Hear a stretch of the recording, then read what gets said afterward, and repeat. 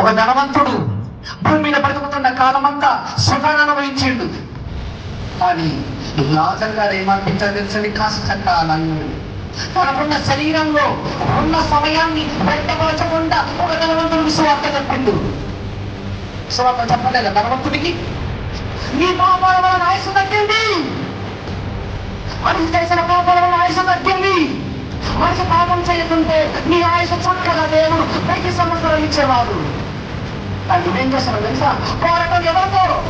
శత్రువు నీ కంటికి కనిపించుతున్న రక్త మాంసాన్ని కలిగిన వాళ్ళతో. నీ పోరాటం ఎందుకయ్యా? నీ రక్త నీ సోదరుడు రక్తమా? యేసుప్రభుని లోకమును చర్చించేసి జ్ఞానేంద్రియాలతో జన్మించాడా లేదా ఆయన?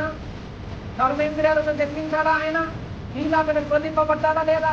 నీలాగనే ఎన్నో శ్రమలు అనుభవించాడా లేదా? నీలాగే ముక్కుంది, నీలాగే కన్నులు ఉన్న యేసుప్రభువారికి ఏ దేవుడు కాకుండా నిన్ను ఏ పురుగులకైతే నువ్వు పూజ చేస్తున్నావో, ఏ పురుగులకైతే నువ్వు నమస్కారం పెడుతున్నావో, ఆ పురుగులు నీ పక్షించడానికి సిద్ధంగా ఉన్నాయి. కొనుక్కున్నావు, నాకు ఏదో నాకు ఏదప్పుడు నేను బాగా హాయిగా ఉంటాను, నేను చల్లగా ఉంటాననుకున్నావా?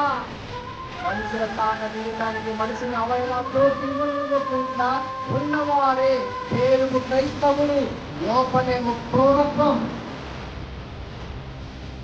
ఆయన బండారం, లోపల వండారం.